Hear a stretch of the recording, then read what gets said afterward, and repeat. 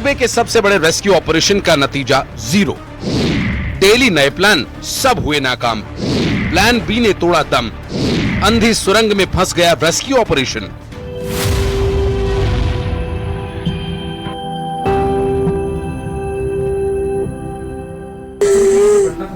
बिल्कुल लापरवाही की जा रही है। मेरी बच्ची ने अभी तक निकाल कर लिया।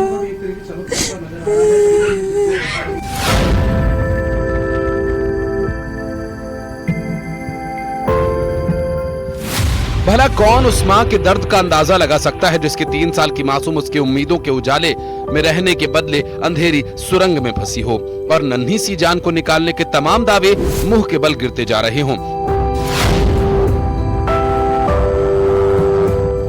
बस अभी निकाल है, थोड़ी देर में अभी तक वागी थोड़ी देर ही कौन है।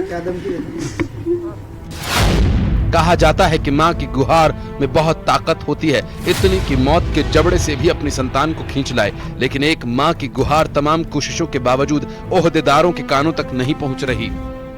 और अगर कलेक्टर मैम की अब बेटी होती तो क्यों इतना दिन तक वह उनका अंदर ही रह देती। थोड़ी सी भी कन्या के प्रति रहम को ना।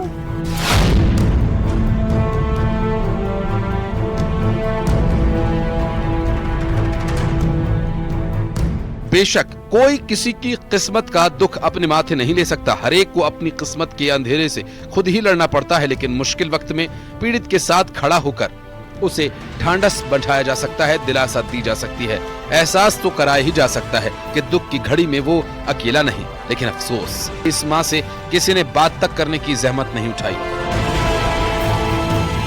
लड़की की मम्मी है, लड़की के पापा बाहर है, नहीं तो इसने खाना खाया, नहीं पानी पिया, रो रो के बुरा हाल कर रखी है।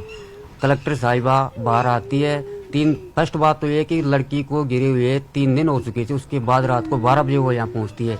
आकर कम से कम उसका पहला फर्ज ये था कि परिवारजनों से मिलके, उस बच्ची की माताजी से मिलके उसको सांत्वना देती। आपकी बच्ची को सकुशल हम बाहर निकालने में पूरा योगदान देंगे, नहीं देंगे, जो भी थी उससे बात तो करनी चाहिए थी ना। कलेक्टर साहिबा यहाँ आती है, सुबह आती है आधे घंटे, शाम को आती है आधे घंटे, अपने ऑफिस जाके सोती है। रात को उसको प्रशासनिक अधिकारी ये और बोलते कि बेचारी थक गई, वो सो गई। क्या कर रही है, या जमीन वार रही थी क्या, वो सो गई हो, क्या करती? आके उसके लिए कुर्सी डाल दी जाती है, बैठ जाती है। जब तक वो नहीं आए काम स्टार्ट नहीं होगा। परिवार वालों को ये नहीं पूछा कि आप किस कंडीशन में हो, हम आपकी बच्ची को सकुशल बाहर निकालेंगे या नहीं निकालेंगे।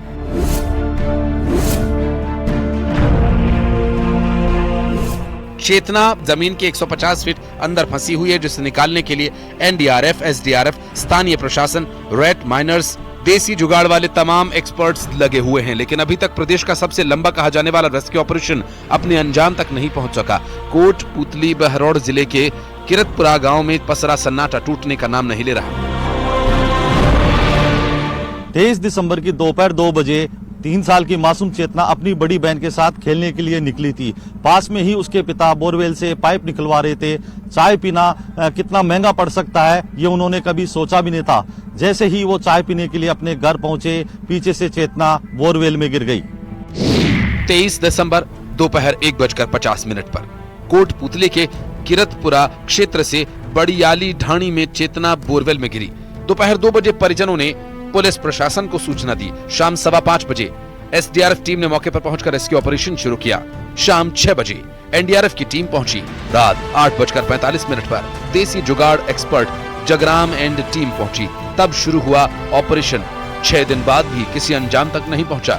डेली नए प्लान बनाए जा रहे हैं, सबके सब नाकाम।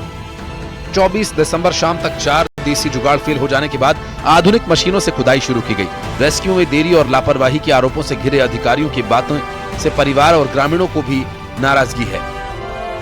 प्रशासन की पूरी लापरवाही चल रही है, कुछ नहीं हो रहा है।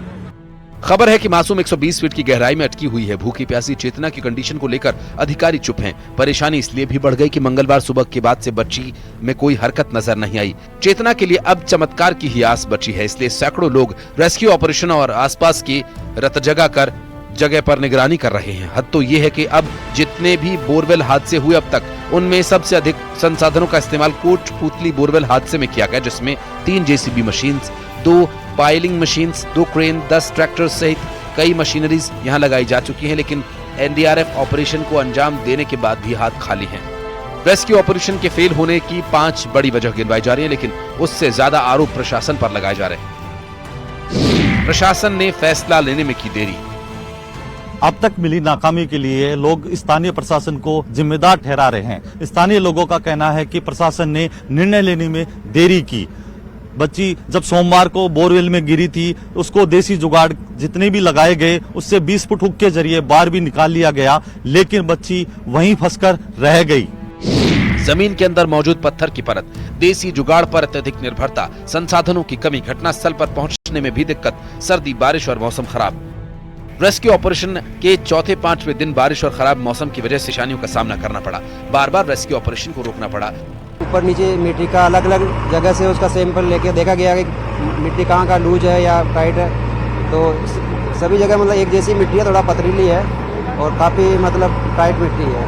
कितने फीट का ये टनल बनाया जाएगा और कितना समय लगेगा? अमूमन कितना समय लग जाता है? सर ये 8 से 9 फीट के आसपास टनल बनेगा और समय का तो कह नहीं सकते क्योंकि उसमें बहुत हार्ड पत्थर है कि जैसे कि कल आपने देखा होगा हाइड्रोलिक मशीन को भी 15 फीट खोदने में पूरा दिन लग गया था और हमको 8-9 फीट मैनुअली हाथ से खोदना। बाकी आप टाइम का कोशिश ही हमारी रहेगी, नए वो और भी इक्विपमेंट मंगाए गए, उसकी पत्थरों को देखते हुए और ज़मीन की हार्डनेस को देखते हुए हमने और भी इक्विपमेंट काफ़ी मंगाए हैं अलग अलग प्रकार के। तो जिस इक्विपमेंट का जरूरत पड़ेगा उसी को यूज करके हम उसको बहुत जल्दी ये कार्रवाई खत्म करेंगे।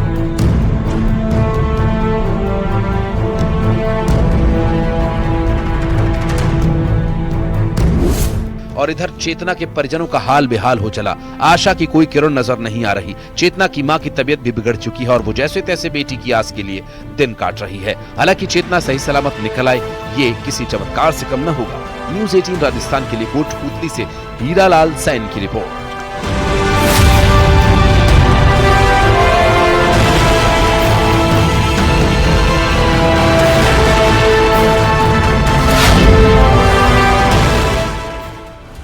भांकरोटा अग्निकांड कार्रवाई बने नजीर। दरअसल भांकरोटा हादसे के बाद अलग अलग विभागों के बीच लगातार मीटिंगों का दौर जारी है, लेकिन ग्राउंड पर फिलहाल कुछ भी बदला हुआ नजर नहीं आता।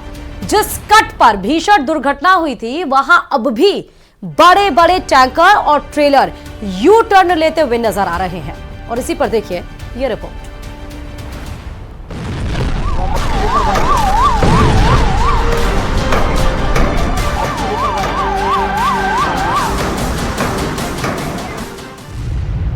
सुन ले जिम्मेदार, गलती होती है सजा की हकदार। खाना पूर्ति पर लगे विराम, तभी तो हादसों पर